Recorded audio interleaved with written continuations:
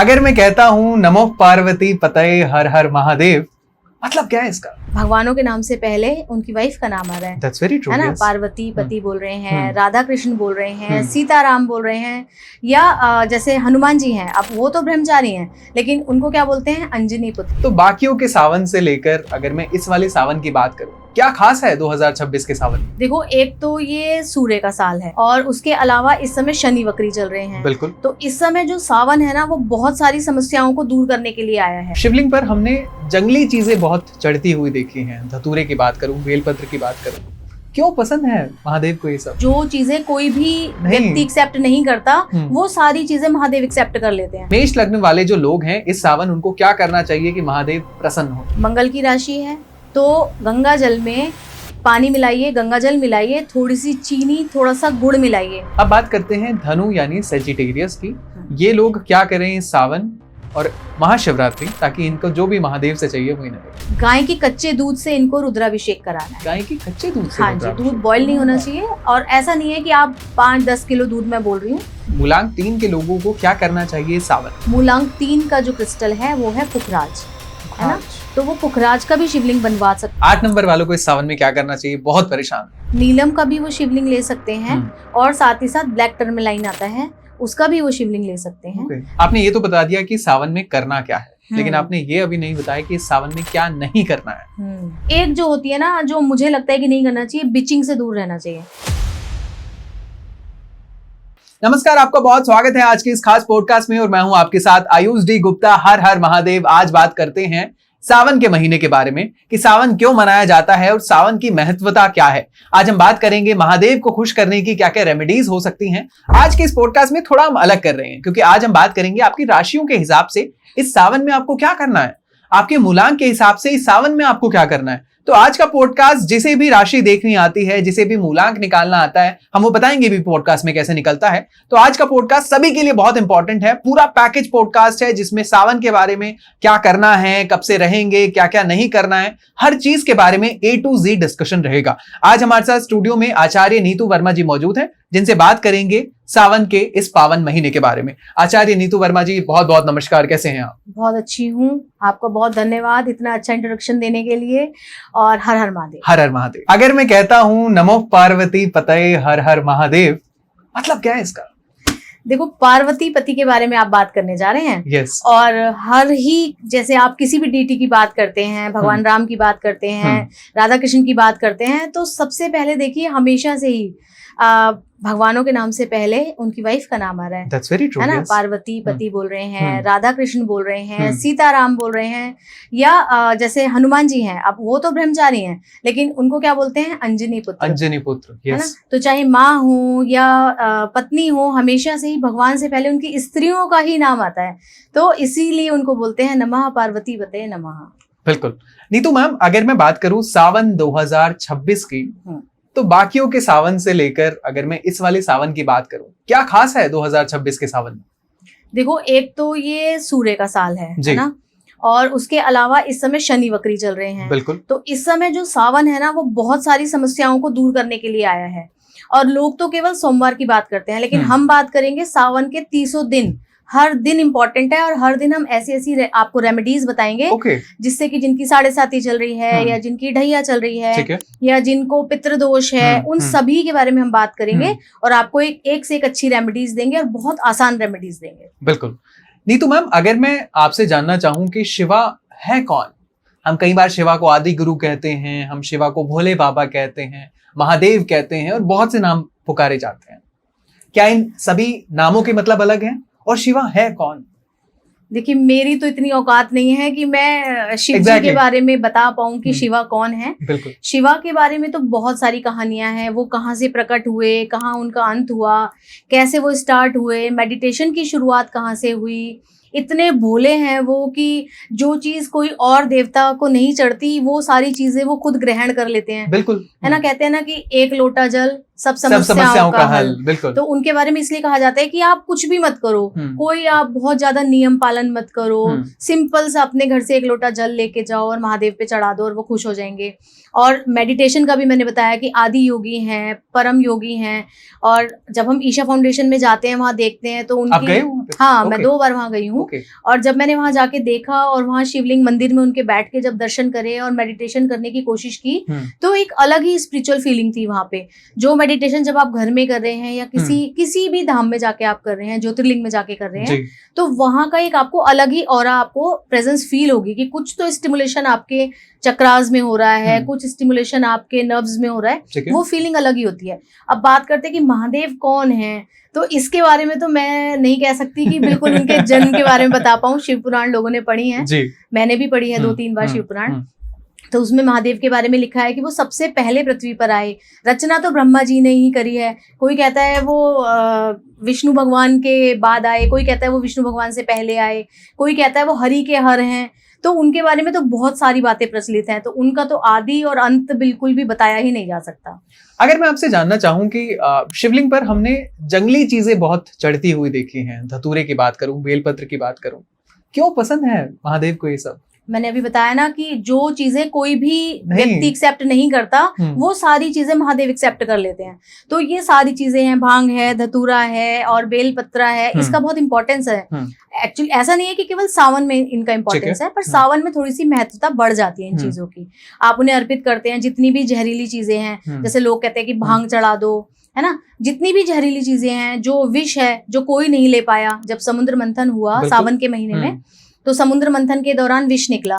अब ना तो देवता उसको लेने को तैयार थे और ना ही असुर उसको लेने को तैयार थे। तो क्या हुआ कि शिवजी ने सोचा कि मैं इसे ले लेता हूँ, और उन्होंने लिया और कंठ तक ही रोक लिया, नीचे नहीं जाने दिया। उससे क्या हुआ कि इतनी एकदम से गर्मी, उनकी हीट प्रोड्यूस हो गई उनकी बॉडी में, तो सारे ही देवताओं ने थोड़ा थोड़ा जल उनको चढ़ाया ताकि उनकी हीट ये शांत हो, और भी बहुत सारी ठंडी तासीर की चीजें उन पे चढ़ाई ताकि उनको ठंडा लगे। यही कारण है कि ये भांग, धतूरा, बेलपत्र, दही, मिश्री, ये सारी ठंडी ठंडी चीजें शिव जी को चढ़ाई जाती है ताकि जो हीट प्रोड्यूस हो रही है उसमें थोड़ी सी शांति हो जाए। ठीक है, अगर हम सावन को थोड़ा ज्योग्राफिकल फैक्टर्स के हिसाब से भी देखें, लोग कहते हैं कि इसमें गर्म फूड नहीं खाना चाहिए, तामसिक फूड नहीं कंज्यूम करना चाहिए, क्या रीजन है? साइंस क्या कहती है? साइंस भी यही कहती है कि भाई इस मौसम में क्या होता है कि हमारी जो अग्नि है, जठराग्नि है, वो इतनी स्ट्रांग नहीं रहती, और हमारी बॉडी में हर समय जो आग जलती है वो इस समय क्या होता है, वात का प्रकोप बढ़ जाता है। तो जितनी भी बीमारियों की शुरुआत होती है ना, वो इसी दौरान होती है कि जब हम गलत खाना खा लेते हैं जो कि इजीली डाइजेस्ट नहीं होता। ऐसा कोई भी फूड, कहते हैं ना कड़ी मत खाओ, बैंगन नहीं खाओ, हर ट्रेडिशन में अलग अलग होता है ना। तो पहले हमें लगता था कि मम्मी मना कर रही है कड़ी नहीं खानी, तो हो सकता है कड़ी खाने से पाप चढ़ेगा, है ना, ये सोच के हम लोगों ने कड़ी खाना बंद करा। लेकिन एक्चुअली कुछ चीजें ऐसी हैं जो पचने में थोड़ा देर लगाती हैं, समय लगाती हैं। तो वो सारी चीजें इस मौसम में, यहीं से ये जो 4 महीने हैं, ये थोड़ा हमारी जठराग्नि को कमजोर करते हैं। तो इस मौसम में जो इजीली डाइजेस्ट होने वाला फूड होता है वो सब खाओ, और इस तरीके की चीजें हैवी नहीं खाओ ताकि आपका पेट एकदम सेटल रहे। सावन में सोमवार की बहुत अहमियत होती है। वैसे तो हर सोमवार की लोग अहमियत रखते हैं, लेकिन 16 सोमवार की भी बात होती है, सावन के सोमवार की बात होती है। क्या सिर्फ सोमवार ही एक दिन है जिसपे पूजा की जाए महादेव की? नहीं, ऐसा तो बिल्कुल नहीं है। हाँ, सावन के सोमवार से स्टार्ट करके हम 16 सोमवार का व्रत करा सकते हैं। खास तौर से जो 16 सोमवार का व्रत होता है वो होता है कुंवारी लड़कियों के लिए, जिनकी शादी नहीं हो रही है या जिनका कोई अफेयर चल रहा है और उनको उसी व्यक्ति से शादी करनी है, मनोवांछित वर मिल जाए, या जिनके संतान नहीं हो रही है। अच्छा, संतान के लिए उसके लिए भी 16 सोमवार का व्रत रखा जाता है। तो सावन के सोमवार से स्टार्ट करते हैं और उसके बाद आगे चलाते हैं, कंटिन्यू करते हैं। तो ये महत्व है। अदरवाइज तो जैसे मैंने आपको बोला ना कि 30 के 30 दिन, हफ्ते के 7 दिन कुछ ना कुछ इंपॉर्टेंस लेके आते हैं। सारे ही दिन किसी ना किसी प्लेनेट से रिप्रेजेंट होते हैं, या आपका जन्म किसी दिन हुआ होगा, मेरा जन्म किसी दिन हुआ होगा, तो वो दिन मेरे लिए पूरे सावन में 4 बार आएगा, और चारों बार अगर मैं कुछ पर्टिकुलर रेमेडीज करूंगी अपने प्लैनेट्स के हिसाब से, तो मेरे लिए तो सावन का बहुत ही अच्छा दिन जाने वाला है। मतलब जिस दिन आप पैदा हुए उस दिन भी अगर आप महादेव की पूजा ज्यादा करते हैं, बिल्कुल सावन में खास तौर पे, तो उसका अलग इम्पैक्ट है, बिल्कुल सोमवार के अलावा। हाँ जी। अच्छा नीतू मैम, क्या आपने रखे थे 16 सोमवार के व्रत? नहीं, मैंने 16 सोमवार के व्रत नहीं रखे थे, पर हाँ जैसे कि सावन के जो 4 सोमवार होते थे वो जरूर रखते थे। और हमारी मम्मी ऐसा बोलती थी कि भाई इसमें बस आपको मीठा ही खाना है, नमक का परहेज करना है। ऐसा बोला जाता है कि सावन के सोमवार में मीठा ही व्रत खोलो जब आप शाम को, तो मीठा ही खाओ। मतलब हर ट्रेडिशन में शायद अलग अलग तरीके से ट्रेडिशन में अलग है, लेकिन जनरल जो एक है कि भाई मीठा खाओ। अब कुछ लोग ऐसे हैं जो नहीं मीठा खा सकते, उनको बीपी की प्रॉब्लम है या कोई रोगी है या कोई और इशू है, तो वो एक टाइम थोड़ा सा फलाहार ले सकते हैं नमक का। ऐसा नहीं है कि आपने व्रत रखा और आप सुबह से ही खाए जा रहे हैं, सारा दिन खाए जा रहे हैं, तो वो फिर व्रत मायने नहीं रखता है। आप अच्छे से फलाहार एक टाइम करिए और जितनी ताकत है, जितनी आपके अंदर कैपेबिलिटी है सहन करने की, उतना सहन कीजिए। ऐसा ना हो कि फिर तबीयत ही खराब हो जाए, तो इस बात का भी ध्यान रखना चाहिए। तो यानी कि फास्टिंग करें, लेकिन सारी चीजें कैलकुलेट करके ही करें। बिल्कुल डॉक्टर से, भाई जिसने बोला है डॉक्टर ने आप रख सकते हैं वो लोग रखें, जो नहीं रख सकते वो जैसे बोला 1 लोटा जल आप अपने शिवलिंग पे चढ़ा दें, चाहे आपके घर के मंदिर में हो, चाहे आपके नियर बाय मंदिर में हो, अपने घर से जल लेके जाएं, इस बात का ध्यान रखें। कुछ लोग क्या करते हैं कि खाली हाथ जाते हैं और मंदिर में ही बहुत सारे लोटे रखे रहते हैं, वहीं से जल, और बाल्टी में जल रहता है, वहीं से जल लेके चढ़ाते हैं। तो कृपया ऐसा ना करें, अपने घर से कम कम जल लेके जाएं। और एक गलती लोग और करते हैं कि कच्चा दूध मिला देते हैं जल में, है ना, लेकिन वो तांबे या पीतल में अगर मिलाते हैं तो वो जहर हो जाता है। तो स्टील के लोटे में या चांदी के ग्लास में आप लेके जाएं अगर आपको कच्चा दूध मिलाना है। सादा जल तो आप तांबे पीतल कैसे भी ले जा सकते हैं, क्योंकि ये माना जाता है कि पीतल में और तांबे में अगर आप दूध डाल देते हैं तो फिर वो जहर बन जाता है। तो आप महादेव को जहर तो अर्पित नहीं करना चाहेंगे। हाँ, वो जहर पी है उन्होंने, लेकिन इसका मतलब ये नहीं है कि हम उनको वो ऑफर करें। तो हमें तो अच्छी चीजें ऑफर करनी है। तो चांदी का कोई बर्तन हो, लोटा हो, गिलास हो, तो बहुत अच्छा रहेगा। उसमें आप दूध मिला सकते हैं, लेकिन तांबे में आपको दूध अवॉइड करना। ठीक है। अच्छा, एक सवाल मेरे दिमाग में जस्ट अभी आया कि कई बार हम शिवलिंग पे बेलपत्र जब चढ़ा देते हैं, तो लोग वहां से हटा के दोबारा से वही बेलपत्र को चढ़ा देते हैं। चढ़ा सकते हैं, उनको कुछ भी चढ़ा सकते हैं। बस कुछ चीजों का ध्यान रखना है कि महादेव को खंडित चीजें नहीं चढ़ानी। जैसे कि कुछ लोग बोलते हैं एज ए रेमेडी कि चावल चढ़ाओ, चंद्रमा का दोष है अगर, या आपको कोई मेंटल प्रॉब्लम है, डिप्रेशन हो रहा है, तो चावल चढ़ाने की रेमेडी बताई जाती है कि 1 मुट्ठी चावल आप चढ़ाएं। लेकिन ये ध्यान रखना है, चाहे आप 4 ही चावल चढ़ाएं, लेकिन खंडित नहीं होना चाहिए, साबुत चावल होना चाहिए। साबुत चावल होने चाहिए। नारियल आपको चढ़ाना है तो आपको टूटा हुआ नारियल नहीं चढ़ाना, साबुत ही नारियल चढ़ाना है। ऐसे ही महादेव को हल्दी कुमकुम नहीं चढ़ाया जाता। जनरली लोगों को ये पता नहीं है। लोग बृहस्पति की रेमेडी में कहते हैं कि हल्दी डाल के कर दो। नहीं, हल्दी डाल के कर सकते हैं, रेमेडी वो अलग बात है। आपको हल्दी साबुत, मतलब जो हल्दी के टुकड़े पीसेस होते हैं वो चढ़ाना नहीं है। तो ये कुछ चीजें हैं जिनका अवॉइड करना है। अदरवाइज तो महादेव को आप कुछ भी अर्पित करो, वो बड़ी आसानी से स्वीकार करते हैं। इसी कारण से उनको भोलेनाथ बोला जाता है कि बड़े भोले हैं। भाव से कुछ मत दीजिए, आप बस अपना भाव दे दीजिए। वहां बैठ के ओम नमः शिवाय की एक माला कर लीजिए, दैट्स इट। अब हम बात करेंगे कि आपकी राशियों के हिसाब से आपको इस सावन क्या करना है, ताकि आपके जो भी प्रॉब्लम्स हैं लाइफ में वो सारी की सारी सॉल्व हो जाएं। और उसके बाद बात करेंगे आज रेमेडीज के बारे में भी कि इस महाशिवरात्रि और इस पूरे सावन में आपको क्या करना है। नहीं तो मैम शुरू करें राशियों से। हम राशि किस हिसाब से कैलकुलेट करेंगे? देखो, सब लोगों का राशि कैलकुलेट करने का तरीका अलग होता है। हम बिल्कुल इजी वे में लेंगे। एक तो देखते हैं हम चंद्रमा से कि चंद्रमा आपका कौन सी राशि में बैठा है। तो सभी लोगों के पास अपनी जन्मपत्री रहती है, टेवर रहता है। तो बस एक बार वो खोल के देख लें कि उनका चंद्रमा किस राशि में है। ये भी अगर नहीं देख सकते तो जो चार्ट होता है 12 खानों वाला, उसमें फर्स्ट हाउस में कौन सी राशि है। मेष, वृष, मिथुन, कर्क, सिंह, कन्या, तुला, वृश्चिक, धनु, मकर, कुंभ, मीन, इनमें से जो भी राशि फर्स्ट हाउस में है उस राशि के हिसाब से आप सावन में रेमेडी कर लीजिए, आपकी बल्ले बल्ले हो जाएगी। ठीक है। और अगर बाकी आप ये भी नहीं देख पा रहे हैं कि हमारा फर्स्ट हाउस कैसे कैलकुलेट होगा, तो नीचे मैम के सारे सोशल मीडिया हैंडल्स और नंबर भी अटैच किए गए हैं। आप वहां से भी कंसल्ट कर सकते हैं, वहां से भी बात कर सकते हैं। शुरू करें मेष लग्न से। बिल्कुल। मेष लग्न वाले जो लोग हैं इस सावन, उनको क्या करना चाहिए कि महादेव प्रसन्न हो जाए? मंगल की राशि है तो गंगा जल में पानी मिलाइए, गंगा जल मिलाइए, थोड़ी सी चीनी, थोड़ा सा गुड़ मिलाइए। और ऐसे ही नहीं कि गुड़ की डेली डाल दी, चीनी डाल दी। जैसे बच्चों को अच्छे से दूध घोल के देते हैं, बॉर्नविटा घोल के देते हैं, इस तरीके से प्रॉपर तरीके से जल बनाइए, उसे प्रॉपर मीठा कीजिए। ऐसा नहीं है कि आपने जल चढ़ा दिया और लोटे में गुड़ रखा रह गया, ऐसे नहीं करना है। अच्छे से ड्रिंक जैसे बनाते हैं बच्चों के लिए, शक्कर गुड़ जो भी अच्छे से घुल जाना चाहिए, वो वाला आप अपने घर से जल लेके जाइए और ओम नमः शिवाय करते हुए या नमः शिवाय करते हुए आप अपने शिवलिंग पर चढ़ा दीजिए। ये मेष राशि वालों को ध्यान रखिए। ठीक है। अब बात करते हैं वृषभ लग्न के लोगों को, जिनका भी वृषभ लग्न है, इस सावन उन्हें क्या करना चाहिए कि उन्हें जिंदगी में जो भी परेशानी हो सॉल्व हो जाए? वृषभ है, ये आपको दूध और दही, आपको ध्यान रखना है, वृषभ राशि वालों को रुद्राभिषेक कराना है दूध और दही से। रुद्राभिषेक के बारे में सभी लोग जानते हैं कि एक लिमिटेड टाइम तक एक चांदी की श्रृंगी होती है जिससे पंडित जी लगातार धार छोड़ते हैं शिवलिंग के ऊपर। तो नमः शिवाय की माला का जाप करते करते दूध और दही से आपको रुद्राभिषेक कराना है। फिर देखिए कि लग्जरी आपके जीवन में कैसे आती है। अब बात करते हैं मिथुन यानी जेमिनी की। इस सावन इन लोगों को क्या करना चाहिए?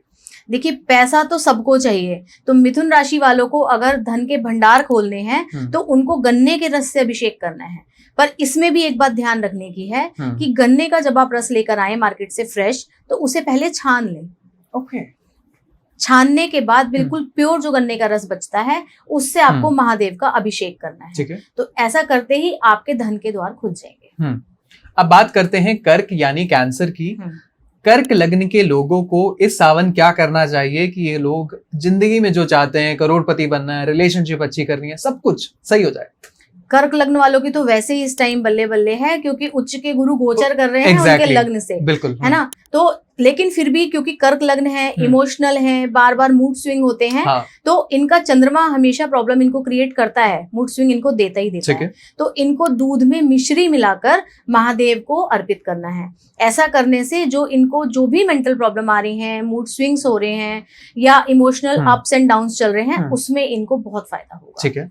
नीतू मैम, अब बात करते हैं सिंह लग्न के लोगों की। जिनका भी सिंह लग्न यानी लियो है, उन लोगों को इस सावन क्या करना चाहिए?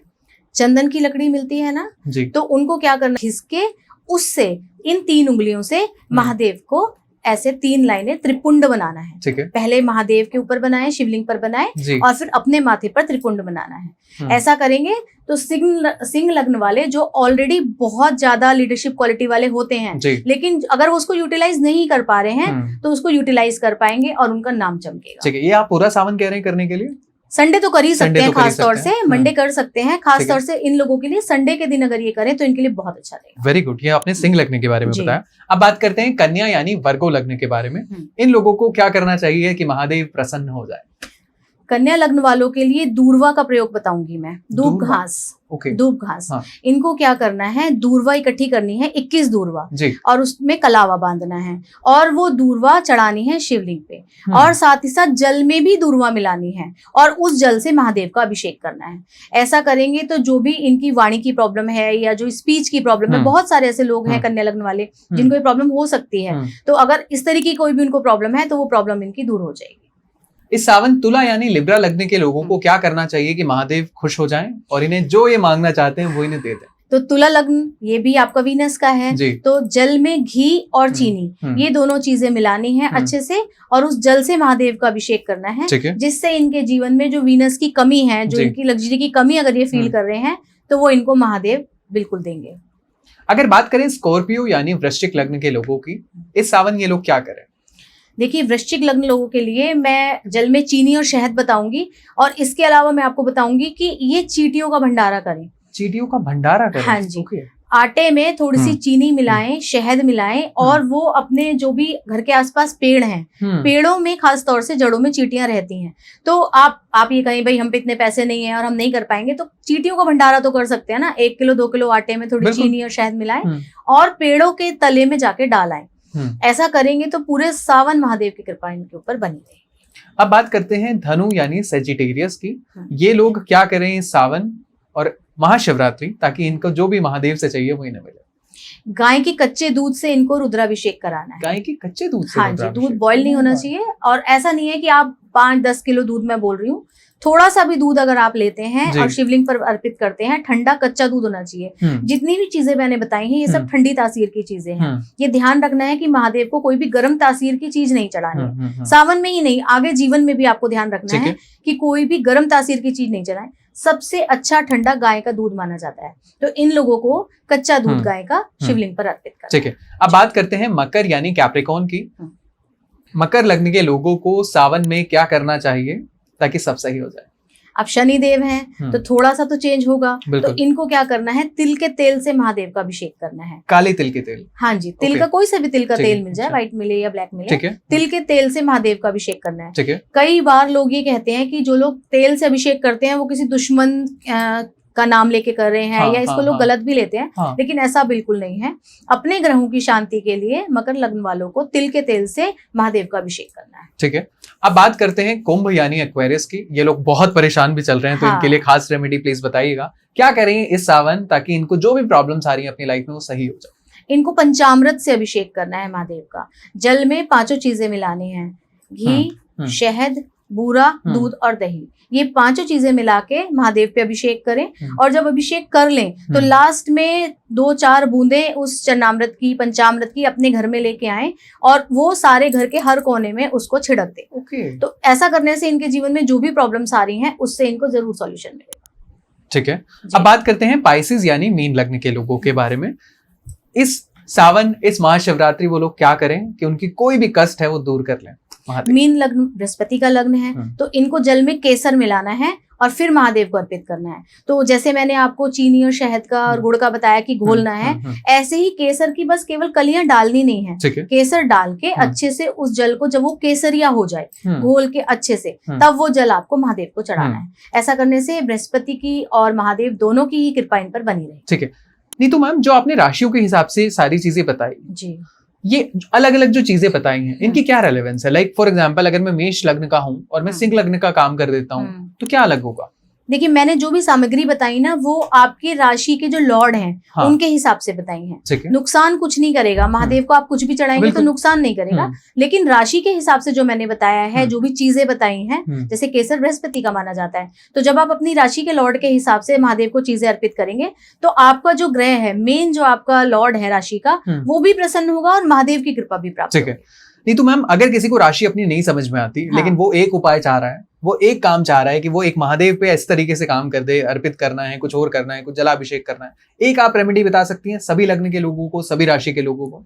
पंचामृत का, गन्ने के रस का अभिषेक और नॉर्मल पानी में कच्चा दूध मिलाकर और एक इलायची, थोड़ी सी इलायची डाल के आप महादेव पे चढ़ाएं। सुगंधित इत्र, कोई सा भी इत्र आप महादेव पे चढ़ाएं। तो ये जनरल रेमेडीज हैं। जिनको अपनी राशि नहीं पता वो कर सकते हैं। इसके अलावा जिनको राशि नहीं पता उनको अपना मूलांक तो पता है ना, तो हम मूलांक के हिसाब से भी बात कर सकते हैं कि भाई अगर उनका मूलांक 1, 2, 3, 4 जो भी है तो फिर वो क्या करें। हाँ, बिकॉज मूलांक तो आई थिंक इतना ट्रेंड में है आजकल, तो मूलांक के बारे में सभी को अपनी डेट ऑफ बर्थ पता होती है। तो अभी तो पता है, जब इससे पहले मैंने न्यूमरोलॉजी पे पॉडकास्ट किया था तो उसमें प्रॉब्लम ये हुई लोगों को, उनको ये नहीं समझ में आ रहा था कि हम कौन से नंबर की बात कर रहे हैं। मेरे पास बहुत सारे ऐसे कमेंट आए कि आप कौन सा नंबर बोल रहे हो, हम कैसे निकालें मूलांक, हम कैसे निकालें, है ना। तो 2 मिनट का टाइम लगेगा, बेसिक से शुरू कर लेते हैं। हाँ, तो मैं ये बताना चाहूंगी कि लोग अपना मूलांक कैसे निकालें। अब जैसे मान लीजिए आपकी क्या डेट ऑफ बर्थ है? 29 है, तो अब 2 और 9 को प्लस कीजिए, 11। अब 1 और 1 को प्लस कीजिए, 2।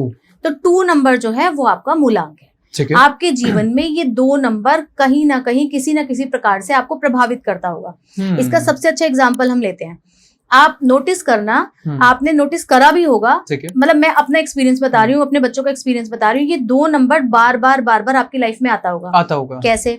या तो आपका गाड़ी का नंबर का टोटल होगा, या आपका 10th 12th का जो रोल नंबर आता है ना बोर्ड का, उसमें भी ये टोटल 2 होगा। अच्छा, आप याद करिएगा या घर जाके चेक कीजिएगा। जो भी आपका रोल नंबर है, या आपका जो बैंक खाता नंबर है कहीं ना कहीं वो होगा, या आपका घर का नंबर होगा। तो जो भी आपकी डेट ऑफ बर्थ है, जब आप उसे जोड़ के सिंगल नंबर पर ले आएंगे, जैसे मान लीजिए किसी की डेट ऑफ बर्थ 9 है तो उनके लिए 9 नंबर मूलांक ही रहेगा। ठीक है। लेकिन किसी की 14 है तो 4 + 1 5, दैट इज 5। तो ये मूलांक का तरीका है कि जो भी आपकी डेट है, डेट ऑफ बर्थ की बात नहीं कर रही, जो डेट है उसको टोटल करके जो सिंगल डिजिट आ रहा है, दैट इज योर मूलांक। ओके। नीतू मैम, आप क्रिस्टल हीलर भी हैं, तो मूलांक की बेसिस पे आप क्या बताने चाहेंगे कि क्या करना चाहिए?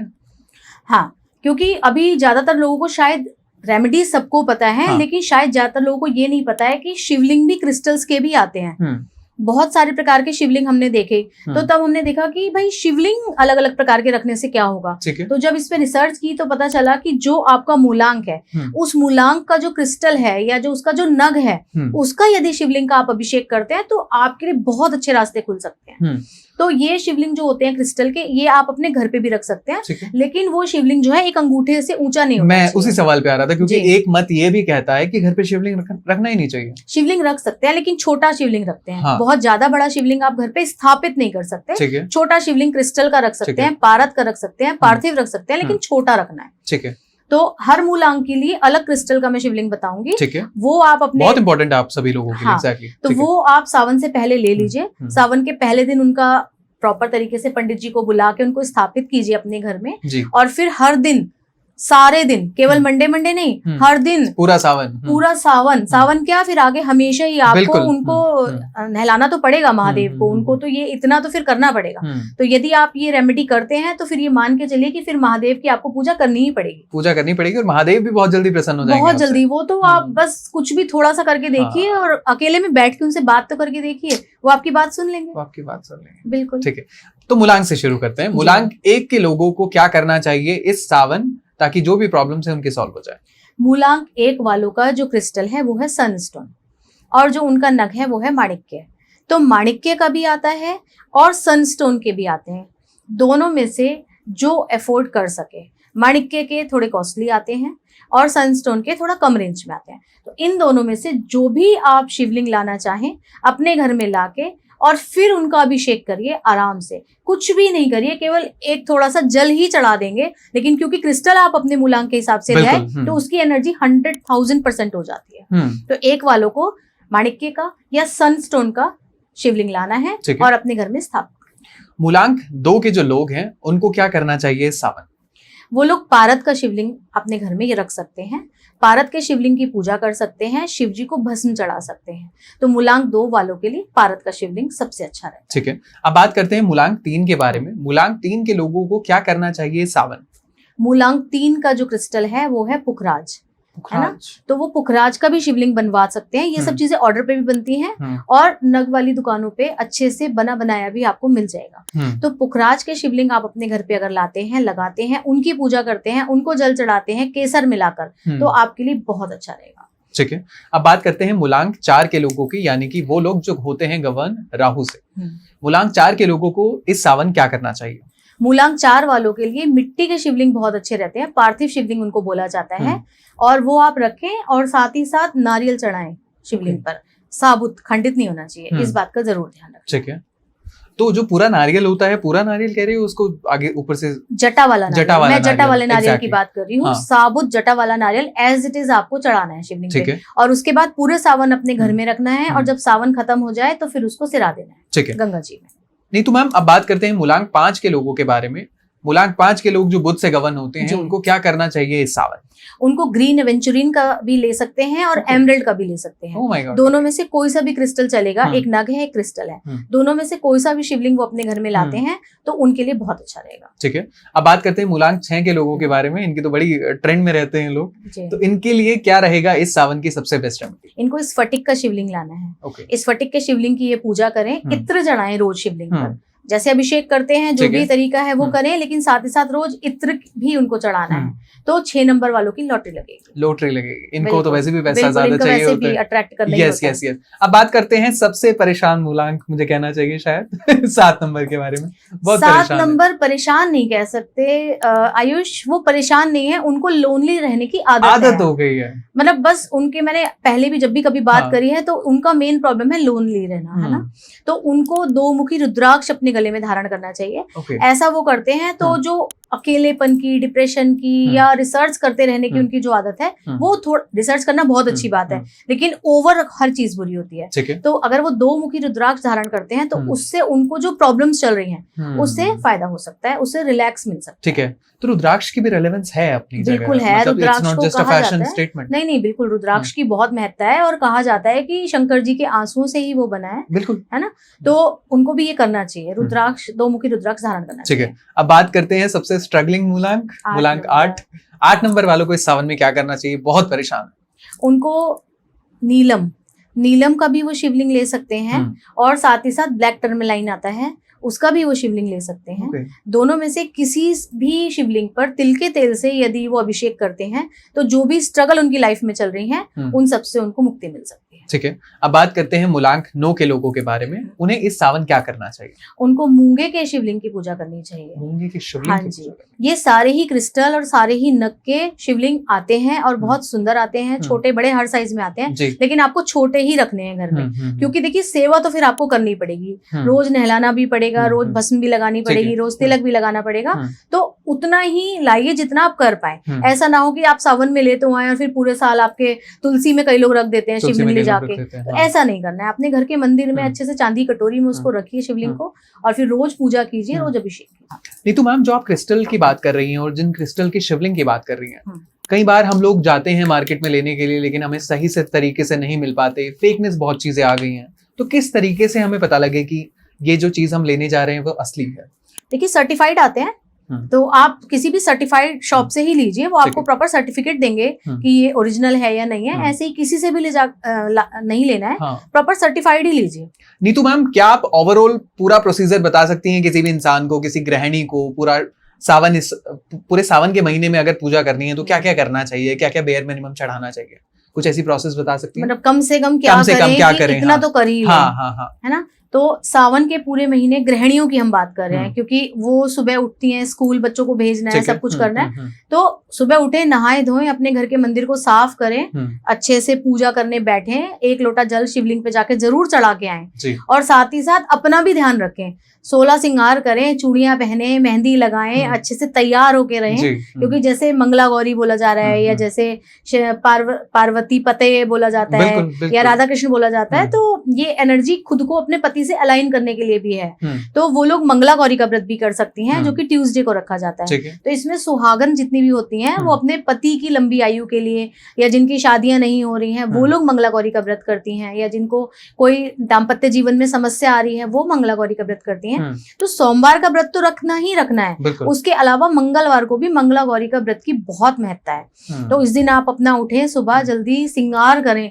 ऐसी मतलब हम लोगों का जनरली क्या होता है ना, कि जब कहीं जाते हैं तब तैयार होते हैं। मेरा कहना ये है कि हमें बाहर थोड़ा ना दिखाना है, पहले अपने पति को तो रिझा लो, अपने पति के सामने तैयार होके रहो, अपने घर में फ्रेश होके रहो, उससे खुद में कॉन्फिडेंस भी आता है और अच्छा भी लगता है। तो अपना अच्छे से पूरे सावन के महीने में बढ़िया खूब अपना लग्जरी चाहिए तो खूब अच्छे से सज संवर के रहिए।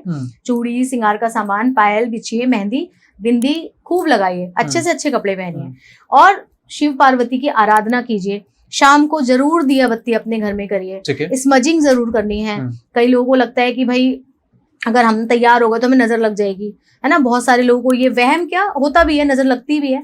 तो अपने घर की स्मजिंग कीजिए, अपने बालों को जैसे पहले जमाने में धुआं लगाते थे, इस तरीके से अपना क्लींजिंग कीजिए, ऑरा क्लींस कीजिए, और तामसिक चीजों से दूर रहिए। कोई भी नेगेटिव फूड है, मांसाहार है, बिल्कुल अवॉइड कीजिए कम से कम। वैसे तो खाना ही नहीं चाहिए, लेकिन इस समय तो तामसिक चीजों से बिल्कुल ही दूर रहे। ठीक है, आपने ये तो बता दिया कि सावन में करना क्या है, लेकिन आपने ये अभी नहीं बताया कि सावन में क्या नहीं करना है। देखिए पूजा के बारे में सब बता रहे हैं, रेमेडीज के बारे में सब बता रहे हैं। एक जो होती है ना, जो मुझे लगता है कि नहीं करना चाहिए, बिचिंग से दूर रहना चाहिए। एक तरफ तो आप पूजा कर रहे हैं, अभिषेक कर रहे हैं, और मन में कुछ उल्टे सीधे ख्याल आ रहे हैं, औरों के प्रति निंदा कर रहे हैं, चुगली कर रहे हैं, और ऑफिस जाने से पहले बॉस की बुराई कर रहे हैं, कलीग्स की बुराई कर रहे हैं, और बैकफायर कर रहे हैं। ये सब नहीं करना चाहिए।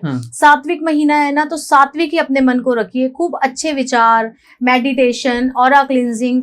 ये महीना है जितनी एनर्जीज लूट सको आप लूट लो। बढ़िया से महादेव की फुल ऑन एनर्जी रहती है पूरे एनवायरमेंट में। बारिश का मौसम है, सावन पे इतने गाने बने हैं, तो पॉजिटिव रहने की कोशिश करना है। अच्छी अच्छी बुक्स पढ़िए, शिव पुराण पढ़िए। बहुत सारे बच्चों को आजकल पता भी नहीं है कि शिव पुराण भी कुछ है ना, बच्चों को पता ही नहीं है। तो शिव पुराण पढ़िए, गरुड़ पुराण पढ़िए। बहुत हाँ, हम गरुड़ पुराण पे कभी बात करेंगे आयुष, बहुत अच्छी बुक है। एटलीस्ट आप जब उसे पढ़ते हैं ना, तो आपको ये पता चल जाता है कि क्या करें और क्या नहीं करें। मतलब अगर आप कुछ गलत करने वाले होते हैं ना, तो थोड़ा सा आपके मन में डर तो आ जाएगा कि जब हम पड़े होंगे ना मृत्युशैया पर, तब हमारे साथ साथ क्या क्या होगा, कैसे होगा। तो गरुड़ पुराण पढ़ने से थोड़ा सा जो अहंकार है वो भी कम होगा।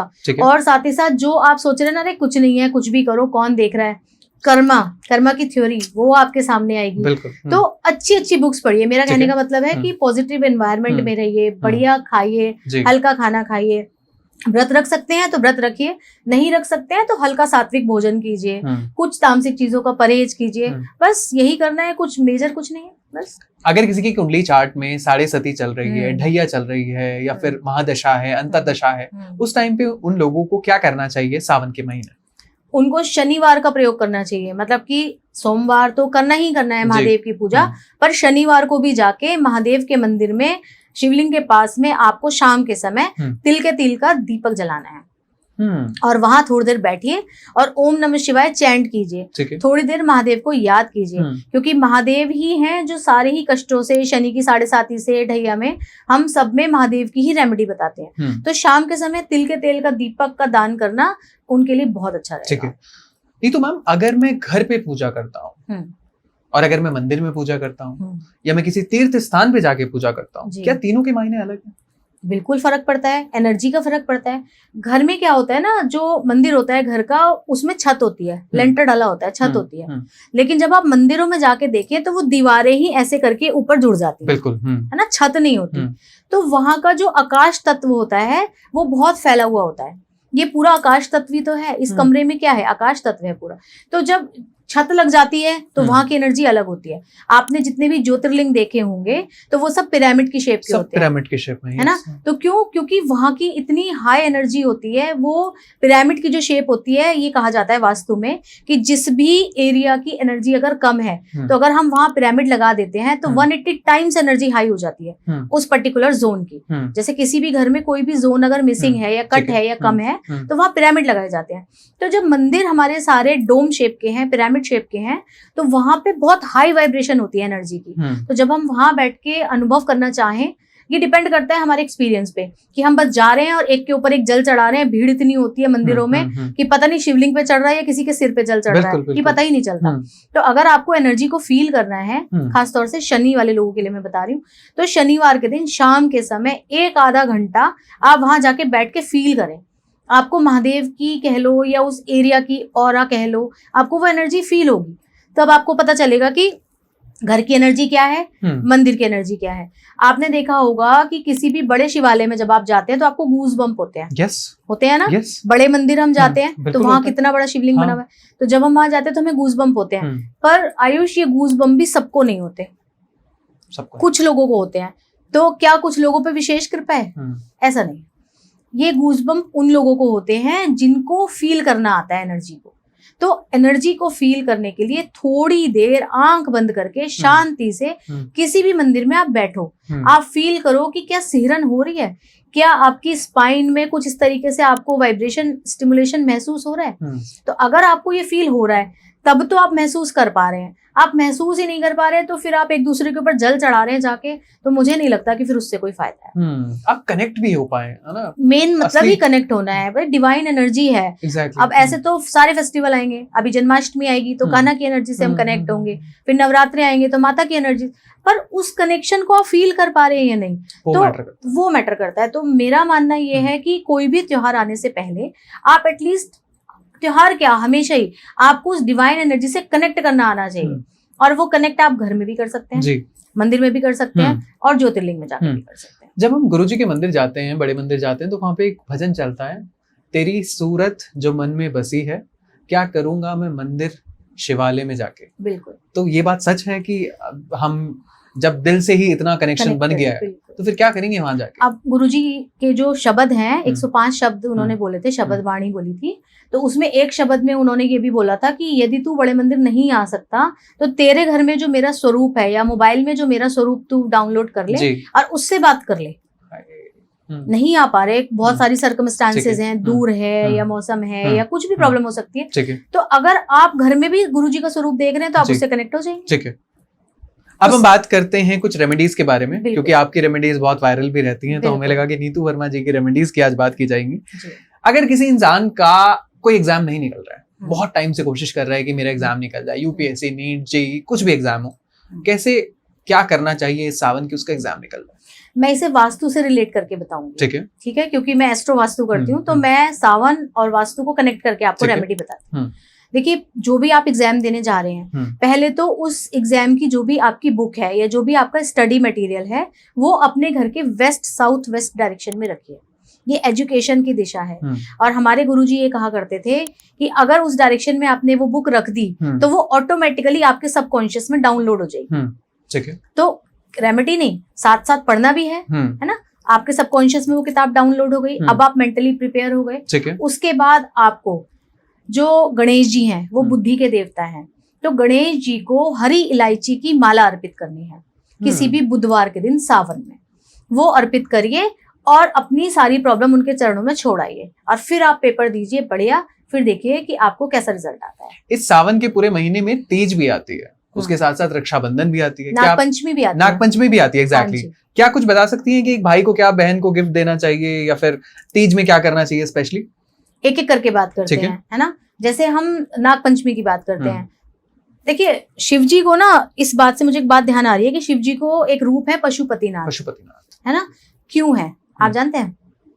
क्योंकि शिव जी का आप देखिए कितने सारे पशुओं के साथ या जानवरों के साथ जुड़े हुए हैं। गले में वासुकी नाग है, बैल नंदी बैल उनके साथ हैं, उनके जो पुत्र हैं गणेश जी उनकी सवारी मूषक है, जो उनके कार्तिकेय पुत्र हैं उनके साथ में मोर हैं उनकी सवारी, तो वो सारे ही पशुओं को साथ लेके चलते हैं। तो सावन के पूरे महीने आपको पशुओं की सेवा करनी है सबसे पहले, क्योंकि ताकि आप पशुपतिनाथ स्वरूप को खुश कर पाए। तो जो भी, ऐसा नहीं है कि केवल मोर का ही करना है या मूषक का ही करना है, जितने भी पशु पक्षी हैं इनको भी भोजन देना है, इनके लिए पानी की व्यवस्था करनी है, जो भी आप कर सकते हैं, है ना। तो इन सबका पहले ध्यान रखना है। फिर अब आप कहते हैं कि नाग पंचमी पे क्या करना है, तो नाग पंचमी पे सबके घर का ट्रेडिशन बिल्कुल अलग होता है।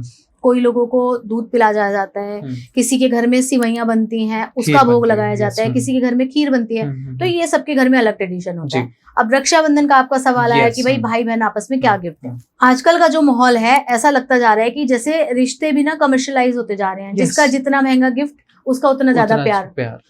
लेकिन ऐसा नहीं है, कुछ चीजें ऐसी हैं वो चाहे आप रक्षाबंधन पे दें या कभी भी दें अपनी बहन को, उससे हमेशा आपके घर में खुशहाली आएगी। सबसे पहले कहा जाता है कि बहन जो होती है वो बुध होती है, है ना। तो अगर आपको अपना बुध प्लैनेट स्ट्रॉन्ग करना है तो आपको अपनी बहन को हमेशा खुश रखना है, गिफ्ट देते रहना है। और बुध छोटा बच्चा है, अगर आप मरकरी प्लैनेट की बात करें तो वो एक छोटा बच्चा है जिसकी अभी प्यूबर्टी नहीं हुई है। तो जितने भी छोटे बच्चे हैं या छोटे भाई बहन है आपके या छोटी बहन है या बहन के बच्चे हैं, वो सब बुध हैं।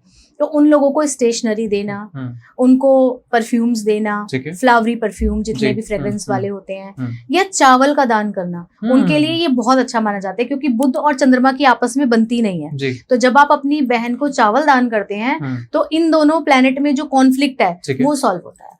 तो इस चीज का हमें ध्यान रखना है। इस चीज का ध्यान रखना है। इसके अलावा इत्र दे सकते हैं, कपड़े दे सकते हैं, वो आपकी इच्छा है, फ्लावर्स दे सकते हैं जो आप देना चाहें, सोना चांदी दे सकते हैं। लेकिन चावल का दान मैंने आपको बताया कि प्लैनेटरी कनेक्शन है, बहन को देने से आपका चंद्रमा और बुध दोनों ठीक हो जाता है। तो चावल देने के बाद हो सकता है बहन नाराज हो जाए, लेकिन चावल के साथ कोई गिफ्ट दे दो, लेकिन चावल का कट्टा दे सकते हैं, 2 किलो 4 किलो 10 किलो 20 किलो कुछ भी दे सकते हैं। Very very different remedy, I really liked it. Neetu ma'am, कुछ पेरेंट्स बहुत परेशान हैं कि उनके बच्चे नशे की लत में पड़ गए हैं, तो इस पूरे सावन में वो बच्चा क्या करे, उसके पेरेंट्स क्या करें कि अगर किसी को नशे की प्रॉब्लम है, नशे की लत है, वो सही हो जाए? वास्तु से ही कनेक्ट करके बताऊंगी। ठीक है। वास्तु में वेस्ट नॉर्थ वेस्ट डायरेक्शन होती है डिप्रेशन की, और वास्तु में एक देवता होते हैं शोष। W6 W7 में 2 देवता होते हैं, उनमें से एक देवता होते हैं शोष। शोष देवता क्या होते हैं? आपने देखा होगा कि जो लोग बहुत ज्यादा ड्रिंक करते हैं अल्टीमेटली वो बिल्कुल सूख जाते हैं। इतनी सारी प्रॉब्लम्स हो जाती है कि वेट लॉस हो जाता है, बाद में लिवर खराब हो गया, कुछ भी हो गया। तो शोष नामक देवता होते हैं, वो क्या करते हैं? वो सुखाने का काम करते हैं। वास्तु में 32 देवता 40 देवता की बात होती है ना। तो एक शोष देवता होते हैं, वेस्ट नॉर्थ वेस्ट डायरेक्शन में होते हैं। तो पहले तो आप ये देखिए कि क्या आपका बच्चा वेस्ट नॉर्थ वेस्ट में तो नहीं सो रहा। अब ये कैसे चेक करेंगे? ये कंपास से चेक कर सकते हैं। तो यदि वो वहां पे सो रहा है तो सबसे पहले उसकी स्लीपिंग की डायरेक्शन चेंज कीजिए।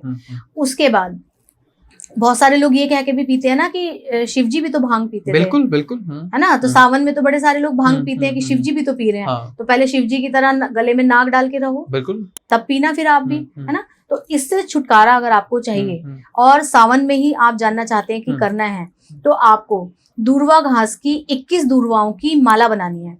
21 दूर्वा के पैकेट, मतलब उसको कलावे से बांधना है, 21 एक जगह 21 ऐसे करके आपको पूरी एक माला बनानी है, और वो दूर्वा की माला आपको गणेश जी को पहनानी है। ये अगर आप करते हैं तो इससे गणेश जी आपकी बुद्धि सुधारेंगे। उनसे प्रार्थना करनी है कि भगवान मेरे बच्चे की बुद्धि, क्योंकि बुद्धि के देवता हैं गणेश जी, उनसे प्रार्थना करनी है, वास्तु का भी उपाय करना है और ये उपाय भी करना है। तो फिर धीरे धीरे क्या होगा कि आपको इस चीज में रिलीफ मिलेगा। ठीक है। जिन भी लोगों की रिलेशनशिप बहुत खराब है, आपको पता ही है, न्यूज में भी देख रहे हैं किस तरीके से चीजें हो रही हैं, तो हस्बैंड वाइफ अपनी रिलेशनशिप को, बॉयफ्रेंड गर्लफ्रेंड या जो भी रिश्ते हैं, फैमिली में रिश्ते हैं, अगर उसको सुधारने हैं तो इस सावन में क्या उपाय करना चाहिए? शिवलिंग पर, शिव परिवार में जब आप देखते हैं तो शिवलिंग के साथ में माता गौरी भी होती हैं। तो माता गौरी को लाल फूल चढ़ाना है और भगवान शिव को सफेद फूल चढ़ाना है। लेकिन एक बात ध्यान रखनी, केतकी का फूल भगवान को पसंद नहीं है, तो व्हाइट केतकी का फूल नहीं चढ़ाना है शिवलिंग पर। उसके अलावा कोई भी सफेद फूल चढ़ाना है शिवलिंग पर और लाल फूल चढ़ाना है माता गौरी पे, और दोनों को ही कलावे से फिर गठबंधन करना है और एक परफ्यूम गिफ्ट करना है माता पार्वती और शिवलिंग पे। और जब आप ये उपाय करते हैं लगातार कुछ मंगलवार को करना है ये उपाय स्त्रियों को, तो मंगलवार को ये उपाय करना है, तो देखिएगा धीरे धीरे आपकी रिलेशनशिप इंप्रूव होगी। साथ ही साथ दोनों ही लोग अगर रोज क्वार्ट्ज का ब्रेसलेट पहनते हैं तो भी दोनों में प्यार की भावना जागृत हो सकती है। ओह माय गॉड, ठीक है। अगर किसी इंसान को अपनी जिंदगी में बहुत पैसा चाहिए, रातों रात करोड़पति बनना चाहता है, तो सावन में क्या करे ऐसा महा उपाय कि सावन में वो इंसान करोड़पति बने? सावन में हर सोमवार, 4 सोमवार है इस बार, और चारों ही सोमवार को उनको अपने घर में किसी अच्छे योग्य पंडित जी को बुला के गन्ने के रस से अभिषेक कराना है। गन्ने का रस माँ लक्ष्मी को भी निमंत्रित करता है। माँ लक्ष्मी को वो सारी चीजें प्यारी हैं जो कि समुद्र से निकली हैं, क्योंकि माँ लक्ष्मी का भी कहा जाता है ना कि समुद्र मंथन के दौरान वो निकली थी। तो समुद्र से निकलने वाली जितनी भी चीजें हैं वो माता लक्ष्मी को रुद्राभिषेक के दौरान अर्पित करनी है, जिसमें कि सीपी, शंख, मोती, ये सारी चीजें हैं। ये आप अर्पित करते हैं और विष्णु सहस्त्र नाम का अगर साथ में आप जाप करते हैं तो आपके पास अपार धन संपदा हो जाएगी। अगर किसी इंसान को कुछ बड़ा मैनिफेस्ट करना है, बड़ा मैनिफेस्ट मतलब बड़ी गाड़ी चाहिए, बड़ा घर चाहिए, बड़ा फोन चाहिए, तो क्या करना चाहिए मैनिफेस्ट महादेव से इस सावन? क्या आपको लगता है कि महादेव हमें ऊपर से बैठ के गाड़ी और मकान ये सब हमारा ध्यान रखेंगे? चलिए ठीक है, लेकिन फिर भी हमारे घर में एक डायरेक्शन होती है पश्चिम दिशा, जो कि मैनिफेस्टेशन के लिए रिस्पॉन्सिबल होती है। तो वेस्ट डायरेक्शन में जो भी आपको चाहिए बिल्कुल क्लियर शब्दों में इंटेंशन के साथ वो आप लिख के चिपका दीजिए कि आई एम हैविंग फरारी और आई एम हैविंग मर्सिडीज, जो भी आपको चाहिए, हिंदी इंग्लिश कैसे भी लिख सकते हैं। साथ ही साथ उस गाड़ी या उस घर की एक आप फोटो भी लगाइए और रोज जाके उसके, मतलब ऐसा नहीं कि लगा के आपको भूल जाना है, 30 दिन वहां जाके बैठना है उस डायरेक्शन में और उसको देखना है, उसको मैनिफेस्ट करना है। भगवान शंकर के मंदिर में चलिए 30 दिन लगातार जाके दिखाइए। गाड़ी तो चाहिए लेकिन 30 दिन मंदिर कोई नहीं जाना चाहेगा, है ना। सब लोग सोचेंगे कि एक उपाय बता दो, सोमवार को कर लो, सोमवार को एक बार मैं कर लूं और हो जाएगा। तो नहीं, ऐसा नहीं है। यदि आपकी बड़ी विश है तो थोड़ा सेवा भाव, थोड़ा भक्ति भाव भी ज्यादा करना पड़ेगा, तभी आपकी विशेष पूरी होंगी। अगर किसी इंसान की लाइफ में हेल्थ रिलेटेड बहुत प्रॉब्लम है, कोई बड़ी प्रॉब्लम आ गई है, कोई बड़ी बीमारी उनके हाथ में आ गई है, फैमिली में लग गई है, तो क्या करें सावन में एक ऐसा उपाय कि वो प्रॉब्लम सॉल्व हो जाए? देखिए, सबसे पहले तो अपने घर की डायरेक्शन चेक कीजिए कि आपके घर के नॉर्थ ईस्ट और नॉर्थ ईस्ट में टॉयलेट तो नहीं है। अगर ऐसा है तो उसकी नॉर्थ ईस्ट के टॉयलेट की तो देखो कोई रेमेडी नहीं है ना, वो तो प्रॉब्लम देता ही देता है। फिर भी अगर नॉर्थ ईस्ट में है तो उसकी रेमेडी हम करा देते हैं। फिर उसके बाद अपनी सारी जितनी भी मेडिसिन है उनको, मेडिसिन को और डॉक्टर प्रिस्क्रिप्शंस को एक पेपर में, एक फाइल में, एक बॉक्स में रखिए और उसको अपने घर के मंदिर के पास में रख दीजिए। और जब भी आप दवाई खाएं तो वहीं से उठा के खाएं। एक ग्लास में, चांदी के ग्लास में पानी भर के आप अपने घर के मंदिर में रखिए। चाहे आपने वहां गुरुजी का स्वरूप लगा रखा है, चाहे आपने वहां पे शिव परिवार बिठा रखा है, चाहे राम दरबार लगा रखा है, कुछ भी कर रखा है, एक चाहे तो छोटी बॉटल पानी या चांदी के ग्लास में ढक के पानी आप वहां रखिए। रोज उस मंदिर की एनर्जी से वो जल उठाइए, उसे जल मानिए, उसमें थोड़ा गंगा जल मिलाइए, रोज वो जल उठाइए, वहीं से दवाई उठाइए, वहीं मंदिर के सामने बैठ के खाइए और भगवान को प्रे कीजिए कि अब आपके हवाले, सरेंडर कर दीजिए। और वास्तु के उपाय भी कीजिए, डॉक्टर की दवाइयां भी टाइम पे खाइए, लेकिन एक सरेंडर कर दीजिए। गुरुजी के मंदिर में तो मैंने ऐसे ऐसे चमत्कार देखे हैं होते हुए, मतलब जब मैं वहां हम जाते हैं तो गूज़बम्प फीलिंग आती है। मतलब वहां क्या है कि पार्किंग से और मंदिर तक आप किसी और की शटल कार में जाते हैं, आपकी गाड़ी नहीं जाएगी। तो जब भी मैं जितनी बार वहां गई हूँ, हर बार गाड़ी में किसी ना किसी व्यक्ति ने किसी ना किसी बीमारी की बात करी है। और जब हमने गुरुजी का पॉडकास्ट किया और मैंने ये बात करी, तो जो ऐसे लोग हैं जो कि विश्वास नहीं करते या जो नहीं मानते, उन्होंने बड़ा निगेटिव भी बोला। मुझे ये भी बोला कि पहले अपने गुरुजी से बोलो चश्मा हटवा दें तुम्हारा, है ना। ऐसे भी लोग कमेंट करेंगे इन बातों पे, लेकिन ये सब सरेंडर की बात है कि देखो, अब मान लीजिए अगर आंखों में प्रॉब्लम है तो वो लिखा है, लेकिन उसका चश्मा तो दिया ना भगवान ने। अब मान लीजिए कि ऐसा हो जाए कि आपके पास प्रॉब्लम आ जाए, उसको सोल्यूशन ही ना हो, फिर आप क्या करेंगे? तो जितनी भी प्रॉब्लम दी है, आप निकल के देखिए कि प्रॉब्लम है लोगों को, लेकिन उससे भी बहुत बड़ी बड़ी प्रॉब्लम दुनिया में है। तो जो है उसका ग्रेटिट्यूड करते हुए सरेंडर कर दो, मंदिर में से ही जल उठा के पियो, वहीं रखी हुई दवाई में से दवाई उठा के खाओ, 100% रिजल्ट आता है। ये मेरा अपनाया हुआ है, मैंने बहुत सारे क्लाइंट्स को बताया है और सारे ही लोगों को असर आया इस चीज से। और आई थिंक जितना मुझे लगता है नीतू मैम, हजारों कमेंट्स थी आपके वीडियोस हाँ पर, बिल्कुल, है ना, लेकिन हजारों कमेंट्स में 800-900 कमेंट्स ऐसी थी जो बहुत पॉजिटिव बहुत पॉजिटिव थी। 2-4 कमेंट्स अगर ऐसी हाँ, आती हैं तो तो ये हमें उन्हीं लोगों हाँ, को जवाब मैं दे रही हूँ। हाँ, तो ठीक है, लेट इट बी, बट हाँ, हमें मैटर ये करता है कि हमने बदलाव देखे हैं अपनी बिल्कुल जिंदगी देखे में, हैं, बिल्कुल है ना, और देखे अगर हैं, हम देखे अपनी हैं आंखों के तो सामने देखे हाँ, हैं। और वो इंसान जो बोल रहा है शायद वो भी वहां जाके अगर कुछ रिलेट कर पाएगा तब उसे समझ एक्चुअली पाएगा। पता है क्या होता है आयुष, हम लोग ना मांगने जाते हैं, बिल्कुल, हम हर मंदिर में सिर्फ मांगने सिर्फ जाते हैं, मांगने जाते हैं। पर आप नोटिस करना कि जिनके मन में मांगने का भाव नहीं होता, मैं तो तिरुपति बालाजी का एग्जांपल बताती हूँ, इस बीच में पता नहीं ये रेलेवेंट है या नहीं है। मैं तिरुपति बालाजी गई थी तो सोच के गई थी कि मेरे इतने सारे क्लाइंट हैं और मैं उन सबके लिए मांग के आऊंगी। तो जब वहाँ लाइन लगती है, आप कितना भी वीआईपी दर्शन कर लो, फिर भी थोड़ी देर आपको हॉल में वेटिंग में बैठना पड़ता है। तो जब मैं वहां बैठी थी तो मैं ऐसे बोल रही थी कि मेरे इस क्लाइंट की शादी हो जाए, मेरे इस क्लाइंट के बच्चा हो जाए, मेरे इस क्लाइंट का एग्जाम पास हो जाए। तो मेरे साथ जो लोग गए थे वो बोले कि दुनिया अपने लिए मांगने आती है, तुम पागल हो, तुम बैठ के यहाँ पे औरों के लिए मांग रही हो। और मुझे अपने लिए कुछ मांगने का था ही नहीं, क्योंकि इतना दे दिया भगवान ने, अब क्या ही मांगे। तो जब आप ये सरेंडर वाली फीलिंग के साथ किसी भी शिवालय में, मंदिर में, गुरुजी के आश्रम में जाते हैं ना, तो उसे दिखता है कि आप कुछ नहीं मांग रहे हो, तो जो आपको देना होता है ना वो बाय डिफॉल्ट आपके पास आ जाता है, आपको मांगने की भी जरूरत नहीं पड़ती, बस आप उस फीलिंग के साथ तो जाओ, उस कनेक्शन के साथ तो जाओ। एग्जैक्टली।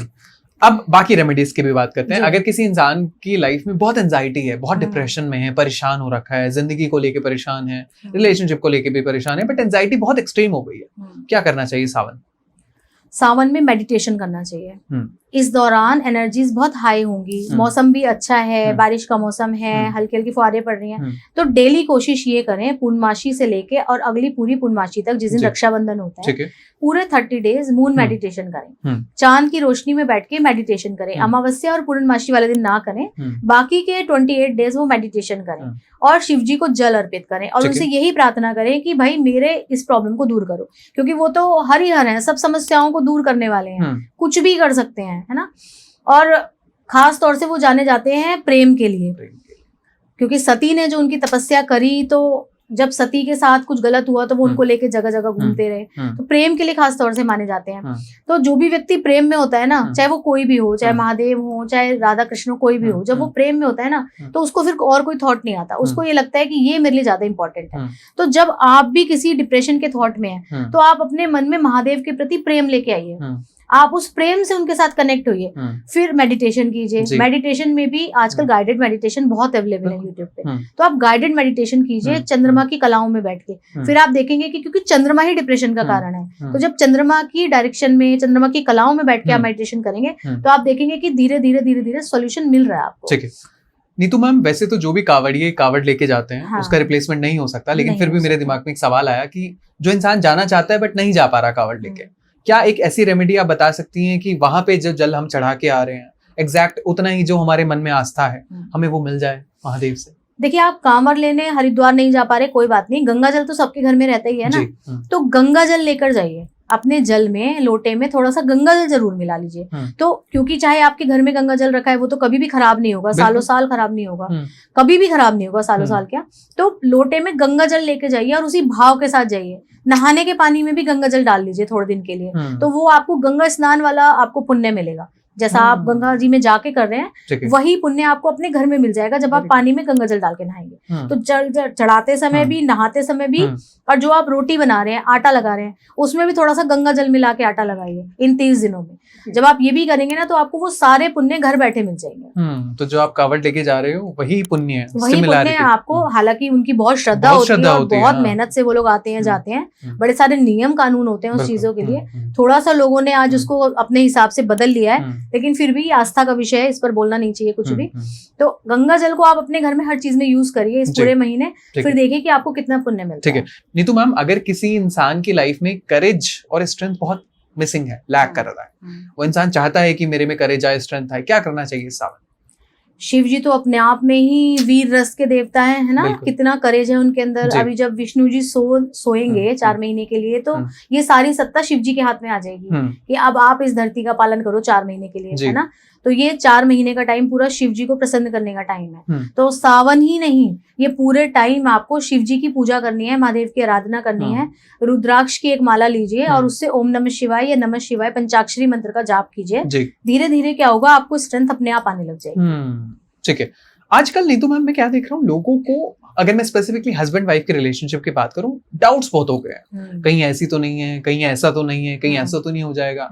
ये जो शक है और रिश्ते जिससे खराब होते हैं, कड़वाहट आ जाती है रिश्तों में, एक डाउट पैदा हो जाता है और कहीं ना कहीं वो सेपरेशन की तरफ भी ले जाता है। सावन में क्या उपाय करना चाहिए? क्योंकि हमने कड़वाहट की बात करी तो इसको मैं मिठास से बताती हूँ, कैसे रिश्तों में मिठास आएगी जी। अब जिन भी दो लोगों के बीच में शक आ गया है या कड़वाहट आ गई है, आप उन दोनों की फोटो लीजिए, ठीक है, बीच में दोनों की फोटो के बीच में शहद लगाइए और दोनों की फोटो को ऐसे आपस में एक दूसरे की तरफ मुंह करके रखिए, ठीक है, और उसके ऊपर कलावा बांध दीजिए और शिवालय में, अपने घर के मंदिर में नहीं, अपने घर वाले मंदिर में शिवलिंग के नीचे या शिवलिंग के पास उस फोटो को रख दीजिए और फिर मंगला गौरी का व्रत कीजिए। जब आप ऐसा 4 हफ्ते तक कर लेंगे तो आप ऑटोमेटिकली देखेंगे कि धीरे धीरे वो जो डाउट था, वो जो कड़वाहट थी, वो अब मिठास में परिवर्तित हो रही है। आप इस उपाय को करके देखिए, ये बहुत अच्छा ट्राइड एंड टेस्टेड उपाय है। ठीक है, जिन भी लोगों का इस पूरे सावन के महीने में बर्थडे आता है, जन्मदिन आता है, वो क्या मांगे महादेव से और क्या करना चाहिए उन्हें उससे? उनके लिए तो ये बहुत ही अच्छा है कि सावन के महीने में उनका बर्थडे आ रहा है, तो उनपे तो ऑलरेडी महादेव की कृपा बरस ही रही है। लेकिन फिर भी मेरा तो मांगने का नजरिया ये है कि सबसे पहले भगवान से अपनी हेल्थ मांगनी चाहिए, है ना, क्योंकि हेल्थ है तो वेल्थ है। अगर हेल्थ ही आपके पास नहीं है तो चाहे आपके पास कितना भी पैसा है, यूज नहीं कर पाएंगे आप। तो सावन में बिल्कुल जिन लोग का बर्थडे आ रहा है वो अपने लिए महादेव से हेल्थ मांगे, सरेंडर करें, उनके ऊपर छोड़ दें, उनको जो कृपा बरसानी होगी वो आपको बिना मांगे बरसा देंगे। चाहिए क्या, किसी को प्यार चाहिए, किसी को पैसा चाहिए, किसी को रिश्ता चाहिए, लेकिन डिपेंड करता है कि आपके नसीब में क्या है। कई बार हमें वो नहीं मिलता जो हम मांग रहे होते हैं, हमें उससे बहुत अलग चीज मिलती है। लेकिन कुछ साल के बाद हमें समझ में आता है कि अगर भगवान ने हमें वो नहीं दिया तो क्योंकि उसको पता था ना नेक्स्ट प्लान क्या है, हमें तो नहीं पता। आज हम जो चीज मांग रहे हैं वो तो बहुत छोटी हो सकती है, तो वो सरेंडर करना है, कनेक्ट करना है महादेव की एनर्जी के साथ, मेडिटेशन करना है, ध्यान करना है और पंचाक्षरी मंत्र का जाप करना है पूरे सावन। बिल्कुल। नीतू मैम, अब बात करते हैं एक महा उपाय के बारे में। इस महाशिवरात्रि, इस सावन में एक आप महा उपाय ऐसा बताएं कि किसी भी इंसान की कुछ भी प्रॉब्लम हो, उसे कुछ भी चाहिए हो, वो उसको मिल जाए इस सावन।